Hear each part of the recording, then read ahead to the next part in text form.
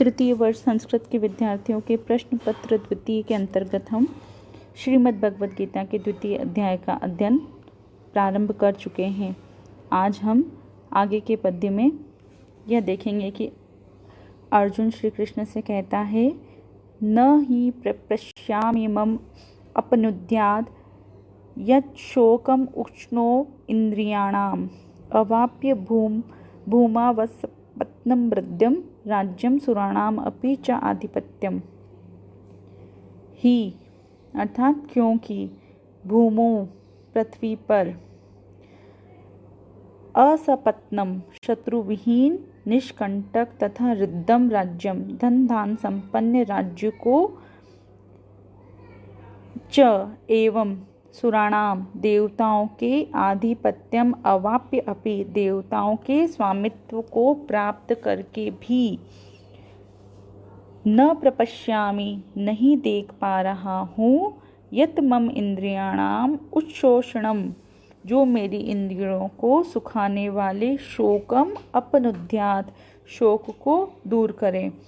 अर्थात अर्जुन कहता है, भले ही मुझे पूर्णतया शत्रुओं से रहित ऐसे राज्य की प्राप्ति हो जाए जो धन धान्य से पूर्णतया समृद्ध हो अथवा इससे भी बढ़कर देवताओं के शासन करने का अधिकार अर्थात इंद्रत्व भी प्राप्त क्यों न हो जाए, फिर भी मुझे ऐसा कोई उपाय नहीं दिख रहा है जो मेरे इस शोक को दूर कर दे। यह मेरी इंद्रियों को सुखाए दे रहा है, अर्थात मुझे इस अत्यंत कष्ट से मुक्ति का कोई उपाय नहीं दिख रहा है कि मुझे इस युद्ध में जीतने के लिए अपने ही बंधु बांधवों एवं गुरुजनों का वध करना होगा। यह कष्ट मेरी इंद्रियों को सुखा रहा है। अर्जुन की यहाँ आंतरिक वेदना की अभिव्यक्ति हो रही है। तदंतर संजय ने यह बोला कि एवं उक्तया ऋषिकेशम गुडाकेश परम तपः न योत्स्य इति गोविंदम उक्त्वा तुष्णीम बभूह। परम तप शत्रुओं को संतप्त करने वाला परम तप गुडाकेश अर्थात निंद्रा पर विजय प्राप्त करने वाला अर्जुन ऋषिकेशम एवं उक्त्वा अंतर्यामी श्री कृष्ण से इस प्रकार कहकर फिर इंद्रियों के स्वामी श्री कृष्ण से न योत्स्ये इति च उक्त्वा मैं युद्ध नहीं करूँगा इस प्रकार दृढ़ रूप से कथन करके तुष्णीम बभूव चुप हो गया। संजय ने धृतराष्ट्र से यह बताया कि शत्रुओं को अपने प्रताप से संतप्त करने वाला एवं निंद्रा पर विजय प्राप्त करने वाला अर्जुन इंद्रियों को पूर्ण रूप से वश में करने वाले श्री कृष्ण से मैं जिनकी उंगली पकड़कर चलना सीखा हूँ, ऐसे परम श्रद्धेय भीष्म पितामह तथा जिनसे मैंने धनुर्विद्या प्राप्त की है, शास्त्रों का ज्ञान प्राप्त किया है, ऐसे गुरु द्रोणाचार्य समान गुरुजनों से युद्ध भूमि में बाणों के साथ कैसे युद्ध कर सकूंगा, इस प्रकार चिंतन करके निश्चयात्मक रूप से मैं इनके साथ नहीं लड़ूंगा, यह कहकर चुप बैठ गया।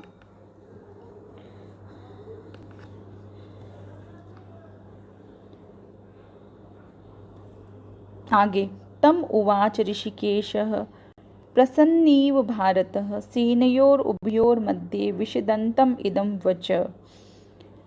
भारत, हे भरतवंशीय धृतराष्ट्र, संजय कह रहा है कि हे भरतवंशीय धृतराष्ट्र, ऋषिकेश श्री कृष्ण ने उभयो सेनयों मध्य दोनों सेनाओं के बीच में विषिदंतम शोक युक्त होते हुए तम प्रहसनम इव इदम वचम उवाच उस अर्जुन से प्रहसन हंसते हुए इन वचनों को कहा। संजय ने धृतराष्ट्र कहा कि हे भरतवंश में उत्पन्न धृतराष्ट्र, जिसने इंद्रियों को पूर्ण रूप से वश में कर लिया है, जिनका स्वयं के ऊपर पूर्ण स्वामित्व है, ऐसे भगवान श्री कृष्ण ने पांडवों और कौरवों की सेनाओं के बीच में स्थित होते हुए अपने समक्ष अपने ही बंधु बांधवों एवं गुरुजनों को देखकर परम विषाद को प्राप्त हुए अर्जुन से हंसते हुए इस प्रकार कहना प्रारंभ किया।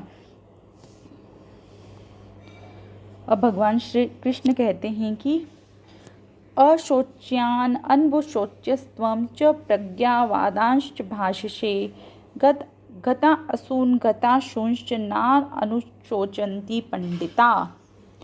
तुम अशोच्यान अन्वशोच, तुम शोक न करने योग्य के लिए अन्वशोच्य शोक कर रहे हो। च प्रज्ञावादान भाषसे, और बुद्धिमानों जैसी बातें कर रहे हो।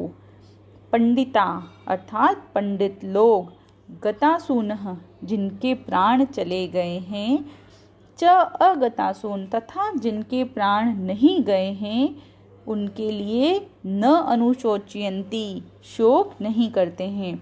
यहाँ भगवान श्री कृष्ण ने अर्जुन को समझाना प्रारंभ किया है। भगवान श्री कृष्ण अर्जुन को समझाते हुए यह कहते हैं कि तुम जिनके लिए शोक नहीं करना चाहिए, जो शोक करने के योग्य हैं ही नहीं, उनके लिए तो शोक कर रहे हो। साथ ही ऊपर से तुम विद्वानों, तत्वज्ञानी, पंडितों के समान बातें भी कर रहे हो, जबकि वास्तविकता यह है कि इस विषय में तुम पूर्ण रूप से अज्ञानी हो। क्योंकि जो लोग तत्वज्ञानी पंडित होते हैं, वे तो जिन लोगों के प्राण उनके शरीरों का परित्याग करके चले गए हैं, अर्थात वे मर गए हैं, उनके लिए, तथा जिनके प्राण अभी नहीं गए हैं, अर्थात जो जीवित हैं, उनके लिए किसी भी प्रकार का शोक नहीं करते। दोनों ही स्थितियों में वास्तविकता को समझते हुए तटस्थ भाव धारण करते हैं। यहाँ यह बताया गया है कि तत्वज्ञानी शोक, मोह आदि से रहित अर्थात निर्लिप्त होता है। अर्जुन वस्तुतः अज्ञानी है, किंतु विद्वानों जैसी बातें करने का प्रयास कर रहा है। आगे श्री कृष्ण कहते हैं कि न त्वेवा अहम जातु न असम न त्वं नेव जनाधिपाः न चेव न भविष्यामः सर्वे वयमतः परम। न तो एव, न तो ऐसा ही है कि अहम जातु न आसन, मैं कभी नहीं था, न त्वम और न तुम थे, न इमे जनाधिपा आसन और न ये राजा लोग थे, तथा इसके बाद वयम सर्वे न भविष्याम, हम सब नहीं होंगे, ऐसा भी नहीं है। पुनः श्री कृष्ण अर्जुन को समझाते हुए यहाँ यह कह रहे हैं कि जिन्हें तुम मारने की बात कर रहे हो तथा स्वयं को तुम मारने वाला समझ रहे हो, यह सब तुम्हारा वस्तुतः अज्ञान ही है, अर्थात तुम्हारे अज्ञान के कारण ही तुम इस प्रकार का विचार कर रहे हो। अतः यह सब ठीक नहीं है।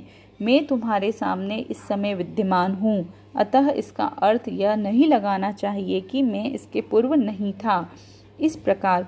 इसी प्रकार तुम भी जिस प्रकार वर्तमान में दिखाई दे रहे हो, उसी प्रकार इससे पूर्व भी तुम विद्यमान थे।